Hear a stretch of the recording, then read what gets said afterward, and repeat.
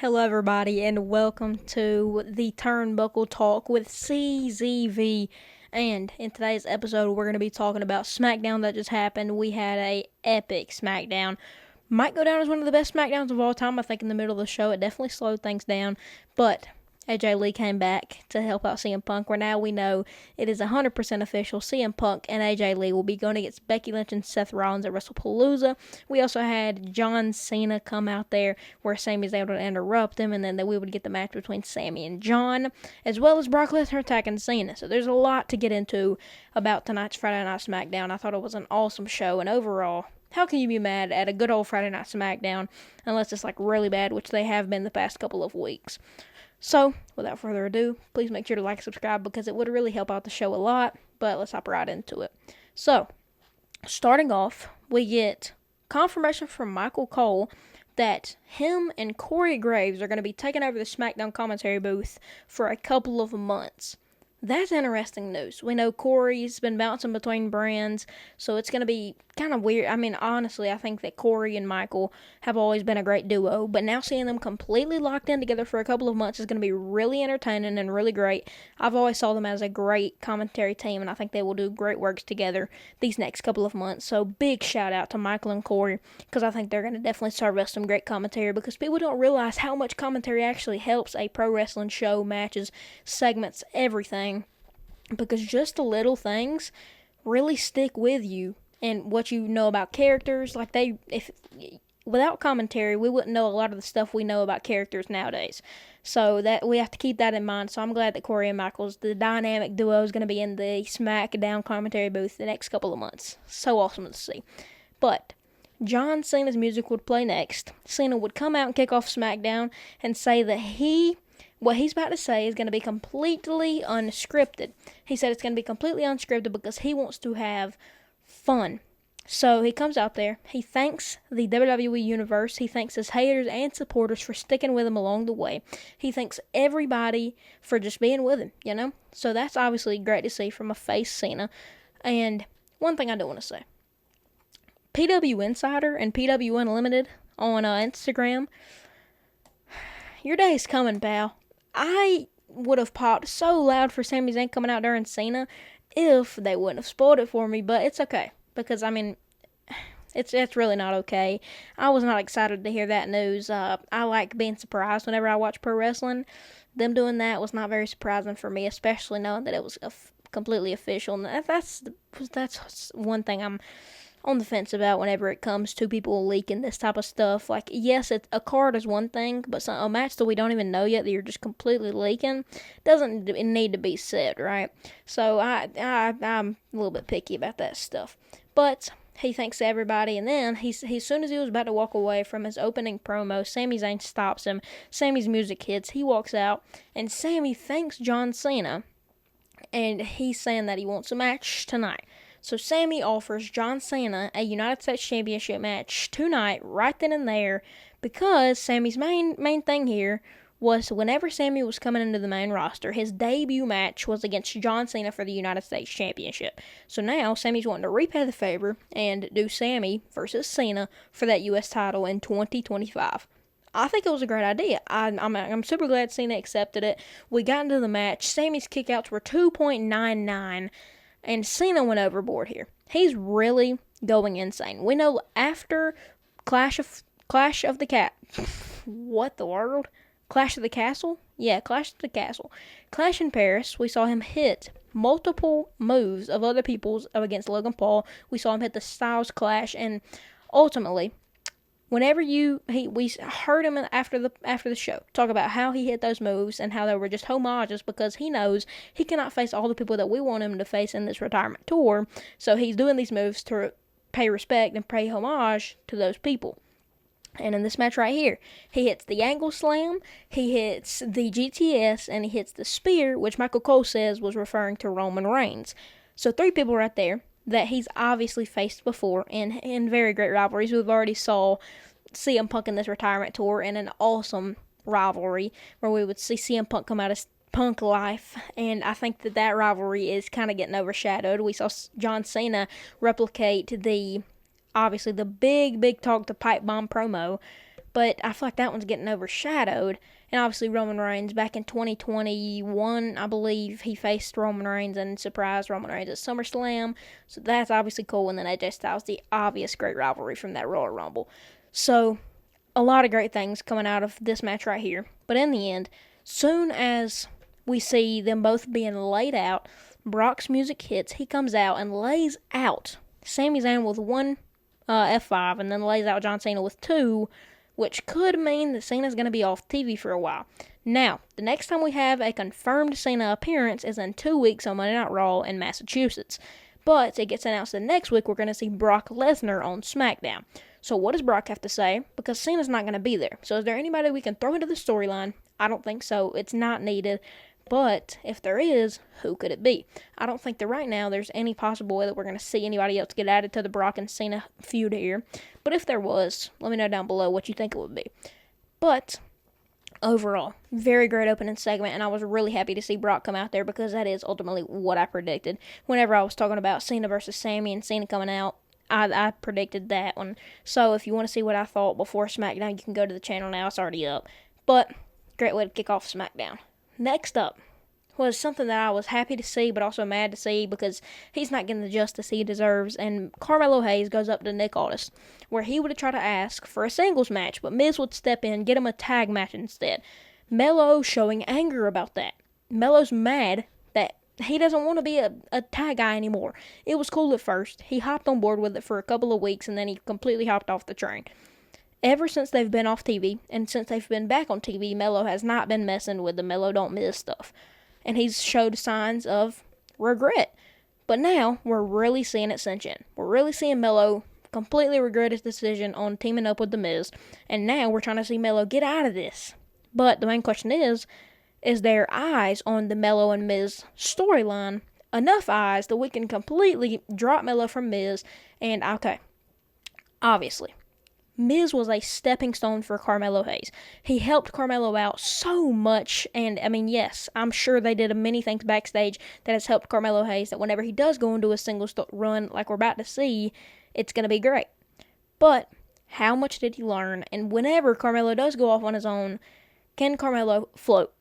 We know. As soon as Melo was drafted to SmackDown, his first match was that same night against Cody Rhodes. Great debuting match on SmackDown. But now, he's completely going off the deep end, and whenever we saw him stay afloat as a single star, he had a couple of good matches. The LA Knight feud was great, and him with Andrade, the epic series that we still remember, was great and all. But now, Melo's going to be by himself in a couple of weeks, and what are we going to do with that? That's what I think we need to be focusing on, instead of keep focusing on these tag matches. Because eventually Melo's going to snap, and I believe it could be next week. But then we would see, I'm not going to spend too much time on these because they're pretty pointless. Aleister Black defeats Damian Priest after he pushes the ref out the way, hits the black mask, gets the 3 count. But, not going to lie, I was expecting R-Truth to come out here.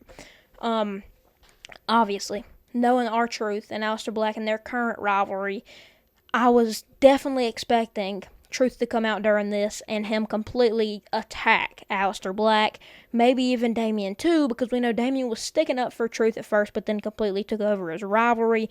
But at this point, it's seeming like Priest and Truth is like buddies now, because we know Truth's trying to join the Judgment Day. It just comes full circle. So I love how we did that there, but at the end of the day, again, what else do we do with Damian? But then we would see Julia retain her U.S. title against Michin in a pretty decent match. I will say the gear of Julia was absolute chef's kiss. Shout out to that. But we saw Kiana James get in a little bit of, she got in the match a little bit. She got hit with a Hurricane Rana right onto the ring mat there from the ropes. That was a pretty decent spot. But overall, what do we see more from Julia? What other opponents do we see from Julia that can elevate her to that next level? I feel like, yes, Julia is a top-tier opponent, but whenever it comes to being somebody who should be levels above everybody else on the mid-card, she's not really sticking out to me. I could name a few that could beat Julia in my eyes, and people who stand a chance and people who are not only could be better options than Julia, but now I feel like that WWE is not using Kiana James and Julia together the right way. Julia. The only thing that's holding her back, and the only thing that's holding a lot of superstars in WWE back, is a language barrier. But now, you put Kiana James, a great speaker, a great mouth for Julia, in front of Julia as a mouthpiece, like I said. But you put her with her. We're not really seeing any result from putting Kiana with Julia. So where do we go from here? How can we put Kiana and Julia in the ring where everybody will be paying attention to her? Because I don't think that Julia will ever get to the point where she can be in a ring by herself with Kiana James and do a promo and everybody will be interested. She's never going to be that person that's going to be opening a Friday Night SmackDown talking about her with the U.S. title. It's never going to happen. So what's the point in putting her with a mouthpiece if she's barely going to get used? I think that overall, harsh to say it. It's harsh to say it every time, but you have to say it a lot in pro wrestling. It's getting to be where there's enough is enough, and it's about to be time that we just completely drop Julia and Kiana. Yes, it just started, but no, don't keep weighing Julia down by the weight of Kiana James if you're not going to do anything with her. Julia is one of the best talents on the SmackDown brand, and you're using her up just because she's with Kiana James. Yes, she has a mouthpiece now, but you can't do nothing with her because she's in the mid-card. Level her up then. She can go against Tiffany. She has the ability to win against Tiffany, but she doesn't have that aura with the crowd, I guess you could say. I hate using that word, but you have to for this situation. Julia does not have the aura to convince the crowd that she could go win a world title. She doesn't yet, but she's going to. And I think that's whenever the time's going to be right, but it's not now. But overall, very good match there. I'm glad that Michin, I could go into that for another 2 minutes as well, but it gets to a point with Michin as well. How many times are you going to put her with B-Fab, and how many times are you going to put B-Fab with Street Profits before eventually we break all that up? And then whenever Michin's afloat by herself, what do you do with her? At this point, I hate to say it, and I hate to say it about any superstar, 9 times out of 10, Michin's probably going to get released these next couple of rounds, you know? There's nothing else she can do. They've tried everything. They tried her versus Chelsea Green. She almost became the first ever Women's United States Champion. She lost to Chelsea Green. Chelsea got beat by Zelina. And then it's just everything's coming full circle for Michin, and she's not getting nothing in return. There's nothing she can do. If she can't beat Julia, there's nothing she can do. And I have a bad feeling, and something doesn't sit right with me with Julia completely beating Michin clean, because Michin just defeated Kiana James in like 5 seconds on SmackDown last week, but we put her against the champion and she loses clean. That's something that's interesting. That's something you need to work on if you're a booker. But now where do we go to make Michin look a little bit stronger and to make Michin actually stay afloat on the main roster? I don't think there's any way we can do that. If I'm a booker, I'm like, at this point, it's surrender at this point. There's nothing we can do with Michin, so let her go. That must be so hard to do if you're a booker. I'm a journalist. I sit here and talk about pro wrestling. I talk about everything on planet Earth about pro wrestling. But if I'm a booker and I'm in the shoes of the people who's trying to book for Michin, let her go. There's nothing I can do at this point. There's nothing I can do any further than what I'm doing right now.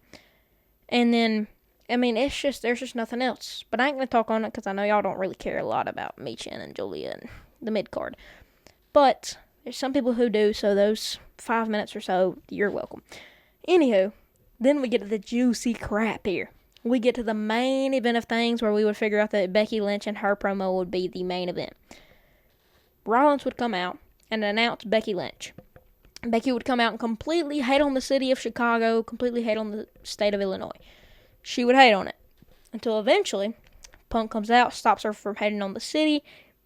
He would talk about how he could call up Bayley or Rhea Ripley, which was in the talks. If AJ does not come back, it could either be Cora, which I don't think was ever an option, Rhea, Roxanne, or Bayley. Those 4 right there was the only 4 options besides AJ Lee that could possibly help CM Punk tonight.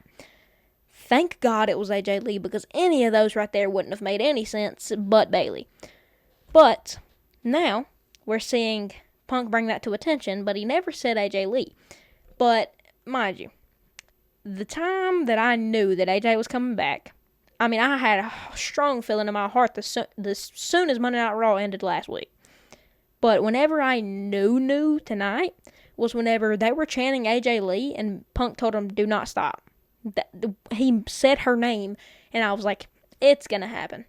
It's going to happen. And as soon as Becky started slapping Punk, Punk gets out of the ring. He walks up to the thing. I can't hit a girl, but I know someone who will. And then AJ coming out, man, oh my gracious. That's going to go down in history. But, I mean, I didn't pay attention to the pop of the crowd at all. I would hope it was really, really loud since we were in Chicago. Not in AJ's hometown, but was in Punk. So I hope that the pop is loud whenever I go back and watch it. I was too excited to hear what the crowd was doing. I mean, I was literally rolling everywhere. But, I mean, that was an insane moment. I don't care who you are. I don't care how old you are. You were like a little girl. Anywho, we get AJ Lee coming out. She takes a hot minute to completely admire everything. This is going to sound... Don't even mention it, dude. I predicted how AJ was going to walk out and look at the crowd. And I probably shouldn't have said that. But I predicted her skipping out and then looking at the crowd with her hands on her hips. I promise you, it didn't matter. I don't even know why I mentioned that. But it's insane how AJ Lee is back, dude. Over 10 years she's been gone. Now she's back. But I never had a doubt and bone in my body of her coming back. I knew she was coming back because she's in incredible shape. There's no reason you would not bring her back. But it's only if she wanted to. But I just thank CM Punk and WWE for bringing her back. I thank them two the most because Punk obviously had some type of... I mean, he could have told her no and boom. But it was great to see tonight. AJ gets in there, she attacks Becky, and then we see a crazy stare down between CM Punk and Seth Rollins, where Rollins is right at the barricade telling Becky to go out to the ramp. But that right there, I'm waiting for this to happen. I was going to make a reel on this, but I don't really need to. I'm waiting for the epic stare down whenever we're at WrestlePalooza. We see CM Punk have Becky Lynch up for the GTS, up on his shoulders, and we have AJ and Rollins in the corner. Rollins is about to curb stomp AJ. I'm waiting for the moment of Punk on the announcer's table with Becky on his shoulders, and Rollins and Punk looking directly at each other, Punk hitting Becky with the GTS, and AJ Lee getting completely curb stomped. I'm waiting for the moment. And that's the first thing I thought about whenever I heard AJ Lee coming back. If this match happens, I want that spot. I hope that's what we get. But I'm too excited to even talk about what I want right now. I mean, I literally can't. But whenever we have another show, I will talk about the top 10 opponents that I think that she will go against. But for now, I'm going to tell y'all the next week's agenda for Friday Night SmackDown. We got Randy versus Drew. We got Brock Lesnar making an appearance, as well as Tiffany Stratton versus Jade Cargill for that title. All those three things that I just listed right there is going to be must-watch TV, so I hope you enjoyed today's episode. Please like and subscribe because it helps out the page a lot. And I hope you gained some satisfaction out of me talking about SmackDown because we're going to keep doing it no matter what. So, it was a great Turnbuckle Talk episode here. I absolutely loved it tonight, but now it's time for the hard editing part. And then the thumbnail, which is probably one of my favorite parts, if I'm being completely honest. But hope y'all enjoyed this, and I will see y'all boys in the next Turnbuckle Talk episode. Deuces.